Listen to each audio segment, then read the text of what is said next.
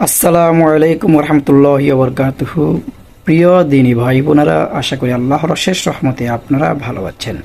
তাকবীরে তাশরিক জিলহজের ৯ তারিখ অর্থাৎ বাংলাদেশে আগামীকাল থেকে ১৬ জুন রবিবার ফজর নামাজের পর থেকে শুরু করে ১৩ জিলহজ ২০ জুন বৃহস্পতিবার আসরের নামাজ পর্যন্ত এই তাকবীরে তাশরিক একবার পড়া ওয়াজিব, ৩ বার পড়া উত্তম।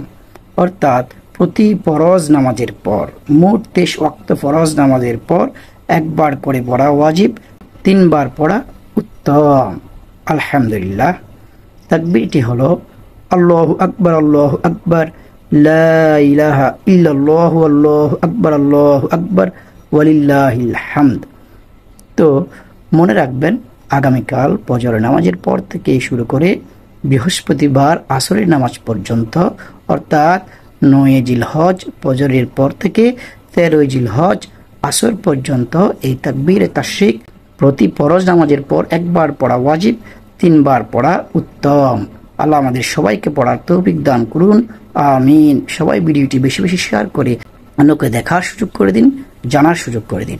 আসসালামু আলাইকুম ওয়া রাহমাতুল্লাহি ওয়া বারাকাতুহু।